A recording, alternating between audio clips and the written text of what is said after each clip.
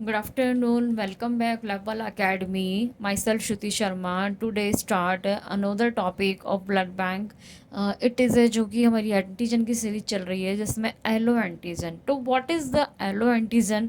Yellow antigen वो antigen होते हैं जिसमें कि जब किसी दो ह्यूमन के बीच में ग्राफ्टिंग होती है या कोई ऑर्गन टिश्यू सेल का जब ट्रांसप्लांटेशन होता है तो वो ग्राफ्ट आगे जाके वो रिसिपिएंट के अंदर जो डोनर से उसको मिला है तो वहाँ पर क्या होगा, उसको एक्सेप्ट होगा कि नहीं होगा, या उसकी बॉडी उस ग्राफ्ट को रिजेक्ट करेगी या नहीं करेगी।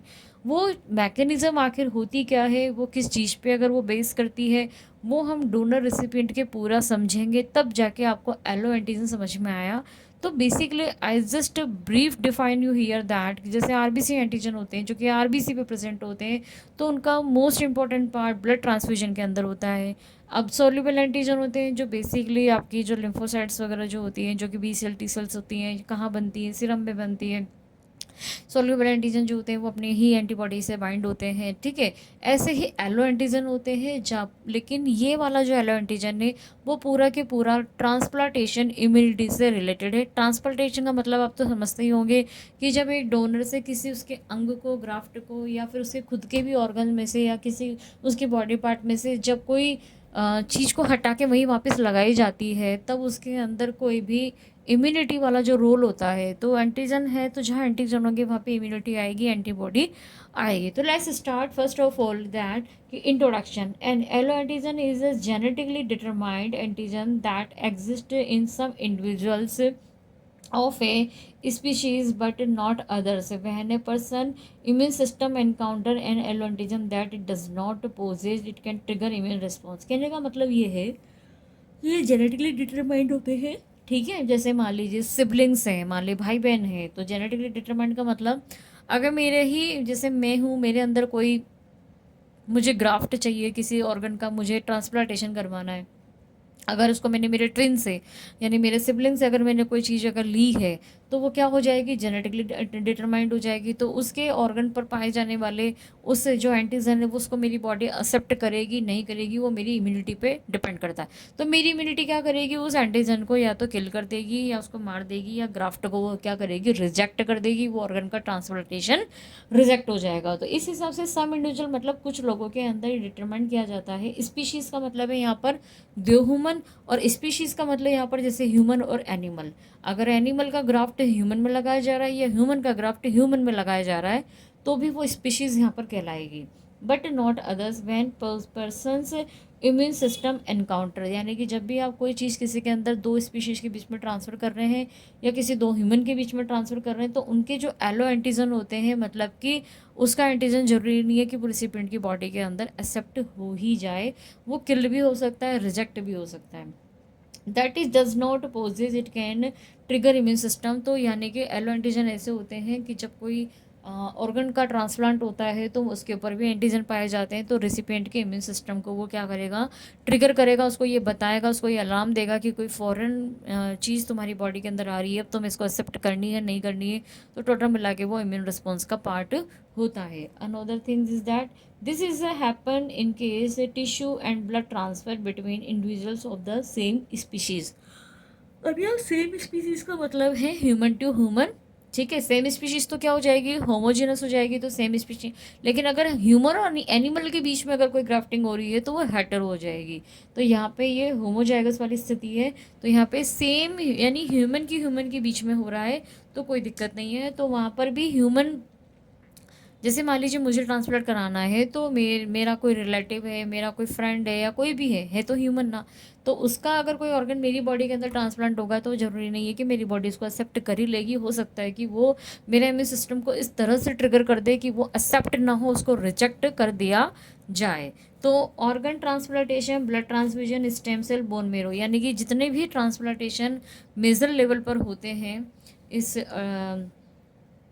मेडिकल लाइन के अंदर, तो मेन तो जैसे ऑर्गन ट्रांसप्लांट होता है, ब्लड ट्रांसफ्यूजन होता है, और एक आपका होता है बोन मेरो ट्रांसफर। तो इन सब के पीछे एक हिडन स्टडी होती है जिसको बोला जाता है एलो एंटीजन। ये एलो एंटीजन एक्सेप्ट होंगे रिजेक्ट होंगे वो केवल और केवल रेसिपिएंट की बॉडी पर डिपेंड करता है। इसको मैं और फर्दर डिटेल में आगे आपको समझाऊंगी। The major role in transplantation, तो पहले थोड़ा सा आपको ट्रांसप्लांटेशन के बारे में जानना पड़ेगा कि जब दो लोगों के बीच में ट्रांसप्लांटेशन होता है तो allo antigen are uncoded by the major histocompatibility complex. मतलब क्या है कि जो एलो एंटीजन होते हैं, जैसे मान लीजिए ये आपका कोई ऑर्गन है, इस ऑर्गन को आपको क्या, ये ग्राफ्ट है, उसको आपको दूसरे और बंदे पर भेजना है। तो जब ये इससे इधर, जब ये डोनर से रिसिपिएंट में जाता है तो यहाँ पर मेजर हिस्टोकॉम्पिलिटिव कॉम्प्लेक्स बनता है। ये एमएससी को हम आगे डिटेल में पढ़ेंगे। In human the MSC is known as a human leukocyte antigen. तो इसके ऊपर जो एंटीजन पाए जाते हैं ना, ये एंटीजन जब ग्राफ्टिंग होती है तो जब इसके अंदर जाता है बॉडी के, इसके पास क्या है, अपनी एंटीबॉडी। तो एंटीबॉडी इसको क्या करेगी, किल कर देगी, रिजेक्ट भी कर सकती है, इसको फिर एक्सेप्ट भी कर सकती है, डिपेंड ऑन दैट कि वो किस कंडीशन का ऑर्गन है या किस कंडीशन का वो एलो एंटीजन है, कि वो एक्सेप्ट वाली कंडीशन में है कि रिजेक्ट वाली कंडीशन में है, किसके, रिसिपिएंट के। रिकॉग्नाइजेशन ऑफ फॉरेन टिश्यू, अब क्योंकि टिश्यू है, अगर यहाँ पे टिश्यू का अगर आप ग्राफ्टिंग कर रहे हैं तो by the help of HLA system which present on T cell helping the immune system difference between the body's own cell and foreign cell. देखिए मैं आपको बता दूं कि हमारी बॉडी के अंदर दो तरीके से इम्यून सिस्टम काम करता है। इम्यून सिस्टम को सिर्फ दो चीज़ समझ में आती है। पहला तो ये होता है कि जो फॉरेन पार्टिकल आपकी बॉडी में आता है, जैसे माइक्रो ऑर्गेनिज्म है, बैक्टीरिया, फंगस, वायरस, फलाना। इसके अलावा अगर आपका कोई फॉरेन टिश्यू या बाहर का कोई ऑर्गन जब हम किसी पर्सन की बॉडी के अंदर जाता है तो वो भी फॉरेन कहलाता है, क्योंकि उसकी बॉडी इसको रिकॉग्नाइज कर लेती है कि ये मेरी बॉडी का तो नहीं है, दूसरे की बॉडी का है, तो उसके लिए एज ए फॉर्गन हो जाता है। तो हर ऑर्गन के ऊपर भी अपने खुद के एंटीजन प्रेजेंट होते हैं। तो आप उस रिसिपिएंट की जो टी सेल होती है, T helper, T lymphocyte, B lymphocyte आपने सुना होगा, तो बी लिम्फोसाइट एंटीबॉडी बनाती है, टी हेल्पर सेल किलर का काम करती है। तो जो टी सेल होती है ना, ये टी सेल HLA सिस्टम को देखती है कि ये ह्यूमन का ल्यूकोसाइट एंटीजन है कि नहीं है, या मैच हो रहा है कि नहीं हो रहा है। उसके अलावा उसको हेल्प करके वो बॉडी से या तो एलिमिनेट कर देगी या फिर बॉडी को वो एक्सेप्ट कर लेगी। लेकिन जब ये रिसिपेंट मान लीजिए किसी पर्सन की खुद की बॉडी का कोई अगर एंटीजन उसको एक्सेप्ट नहीं होता है, उसको एज ए वो फ़ौरन समझ लेती है, तो वो ऑटोइम्यून डिजीज़ के अंदर चला जाता है, क्योंकि खुद के ही इम्यून सिस्टम ने, खुद की एंटीबॉडी ने खुद के ही बॉडी के ऑर्गन को किसी को ऐसे एंटीजन रिकॉग्नाइज किया और देन उसको किल किया, तो वो कहला देगा आपका ऑटोइम्यून डिजीज़। ठीक है, तो ऑटोइम्यून डिजीज़ और एलो एंटीजन में बहुत फ़र्क है। एलो एंटीजन किसी दूसरे से आता है और ऑटोइम्यून डिजीज़ में खुद में ही खुद की बॉडी का कोई part as a antigen accept किया जाता है खुद के इम्यून सिस्टम के द्वारा। एलो मीन्स का मतलब होता है अदर, मतलब कि दूसरा, यानी कि ये पार्ट मेरी बॉडी का नहीं है, ये किसी दूसरे का पार्ट है।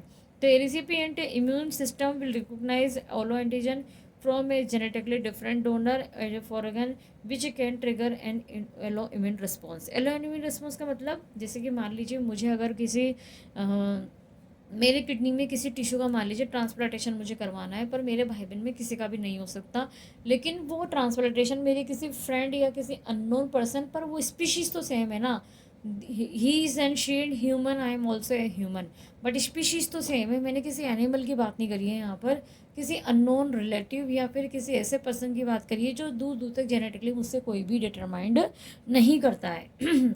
ऐसे में जब उसकी बॉडी का कोई टिश्यू मेरे अंदर ट्रांसप्लांट किया जाएगा तो आपको क्या लगता है कि वो सडनली एक्सेप्ट हो जाएगा? नहीं, ऐसा नहीं होता है।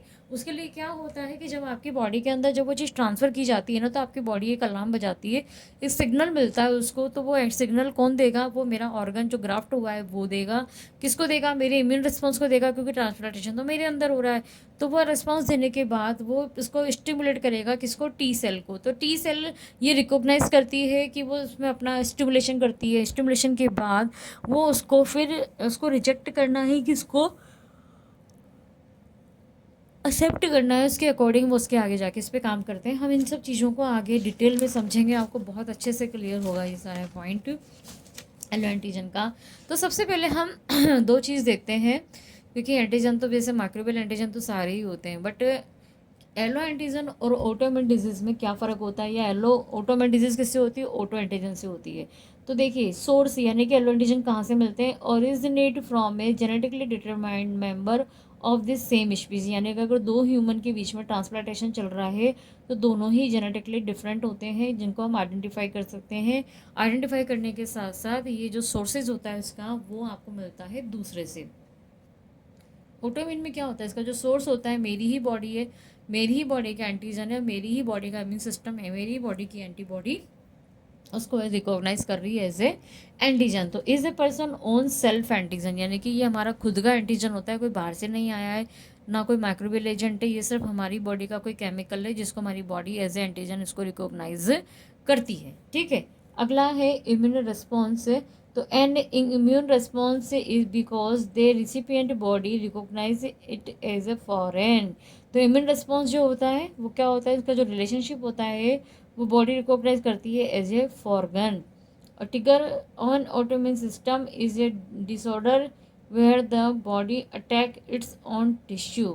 मतलब इसमें ऑटो एंटीजन ये बताना चाह रहा है कि जो ट्रिगर होगा आपका इम्यून सिस्टम वो ऑटोइम्यून रिस्पॉन्स के कारण होता है। इसमें कोई डिसऑर्डर भी हो सकता है या फिर आपके टिश्यू पर अटैक भी हो सकता है, यानी आपका इम्यून सिस्टम आपके ही बॉडी के किसी टिश्यू पर अटैक करता है, लेकिन यहाँ पर जो अटैकिंग होती है, यहाँ पर जो इम्यून रिस्पॉन्स होता है वो किसी बाहर से आने वाले एंटीजन पे होता है जो कि किसी दूसरे व्यक्ति से आपके पास है। एलो का मतलब क्या होता है, दूसरा होता है। तो दूसरे व्यक्ति का कोई भी चीज़ आपकी बॉडी में जा रहा है तो वो एलो एंटीजन के फॉर्म में आता है। ठीक है, अब वो एक्सेप्ट होगा नहीं होगा वो एंटीबॉडी पे डिपेंड करता है सारा।